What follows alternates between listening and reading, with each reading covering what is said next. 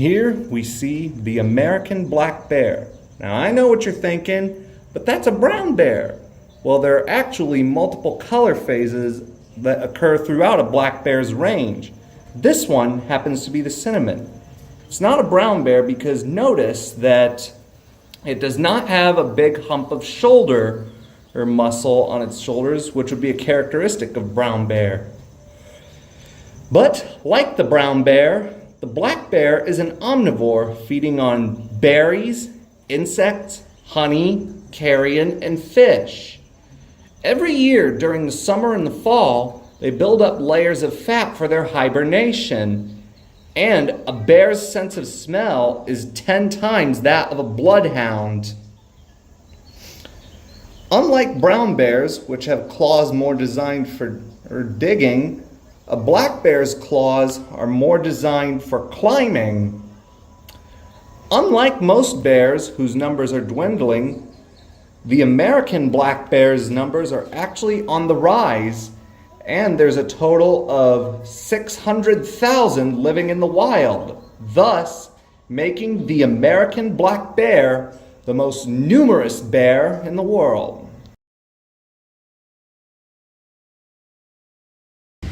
And once again, it's time to cover the bear necessities, because this is the grizzly bear, a subspecies of brown bear native to some of the western states as well as Canada. Brown bears have a big hump of muscle on their shoulder, and their shovel-shaped claws are perfectly designed for digging. In the wild, they eat berries, roots, sedge, grass, insects, honey, fish, and small to large mammals. Every year during the summer and the fall, they eat a lot so as to build up layers of fat for their hibernation, which is also when the females have cubs.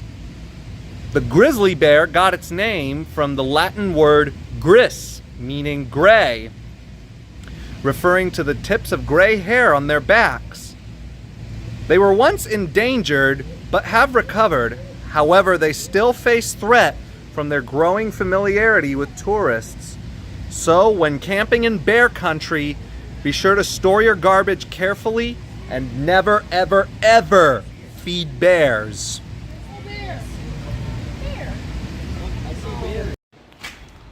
Here it's funny how she does her little U-turn. I think it's time we cover the bear necessities as they've come to us.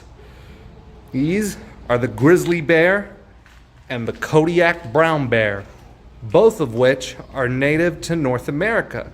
Grizzlies, to be precise, are native to Montana and Wyoming and a few other western states, as well as Canada, while the Kodiak, true to its name, lives on the Kodiak archipelago. But, as is the case with all brown bears, they are omnivores, and in the wild they mainly feed on berries, roots, sedge, insects, fish, and carrion. Every year they eat a lot during the summer and the fall so as to build up layers of fat for their hibernation, which is also when the females, like Montana and Cody, have cubs.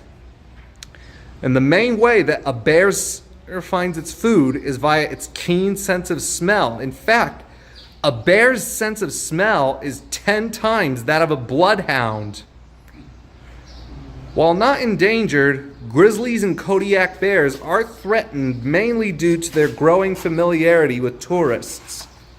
So when you're camping in bear country, always make sure to store your garbage carefully. Brown bear, what do you see? I see the Alaskan brown bear. Brown bears are the most widespread carnivores in the world, living in North America, Europe, and Northern Asia. This is the coastal brown bear, one of 3 subspecies found in North America, the other 2 being the Kodiak brown bear and the grizzly bear. Despite being classified as carnivores, brown bears are in fact omnivores. They feed on berries, roots, and insects, honey, and fish. Their paws can be about as big as a man's face. They're perfectly built for digging up large roots.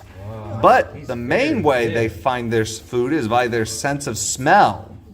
A bear's sense of smell is 10 times that of a bloodhound. During the summer and fall, they eat a lot so as to build up layers of fat for their hibernation. Look at the claws. He's a big boy. He's a big boy, isn't he? And considering that bears are only this big when they're born, like the size of a jelly bean, that's saying something. While not really endangered, the brown bears of North America are threatened by their growing familiarity with tourists. So, when you're camping in bear country, store your garbage carefully. Never feed bears.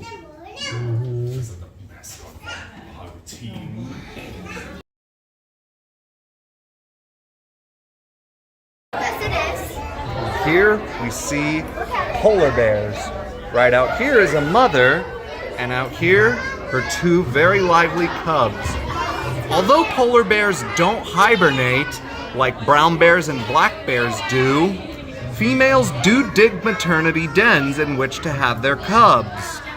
They usually have 2 cubs per litter, but can have up to 3.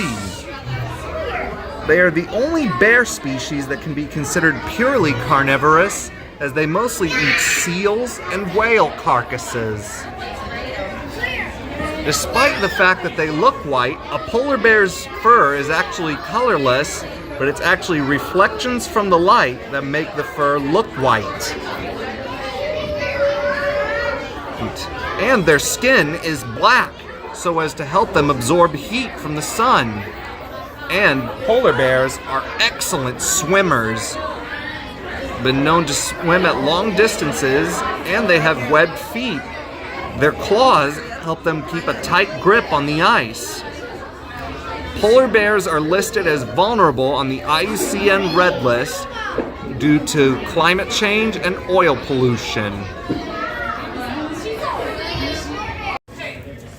Say hello to Lee, the polar bear.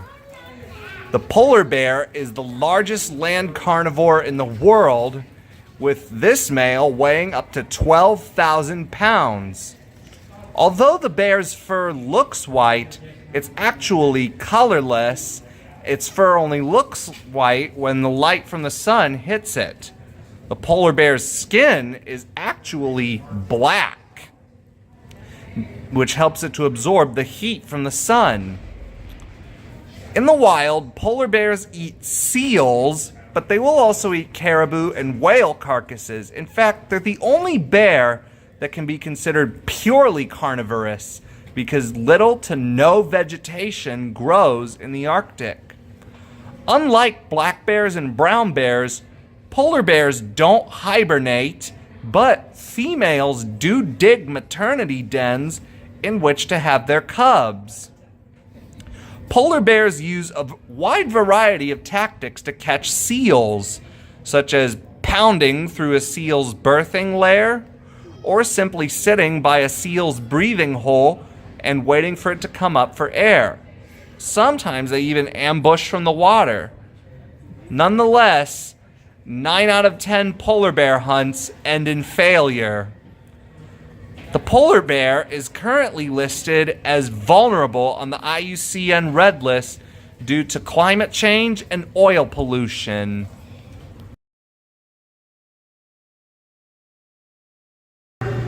Look for the bare necessities, the simple bare necessities. Forget about your worries and your strife. This is Baloo's real-life counterpart, the sloth bear, native to the forests of India and Sri Lanka. They are specialist feeders, and in the wild they mainly feed on ants and termites, and as such, they have no upper incisors. First, they dig into an ant nest or termite mound with their claws, blow away the dust with their upper lips, and then suck up the ants. The sloth bear is currently listed as vulnerable, mainly due to poaching for its gallbladders and capture of the cubs for roadside entertainment. And thus, the bare necessities of life will start to come to us, because this is the spectacled bear, also known as the Andean bear, the only bear native to South America. It got its name spectacled bear from the markings around its eyes, which look like eyeglasses. In the wild, spectacled bears mainly eat palm bromeliads and other foliage, and the way they eat a palm bromeliad is exactly how we would eat an artichoke. They eat the heart and the rest goes to waste. And the spectacled bear is the closest living relative of the Ice Age's short-faced bear, or Arctodus.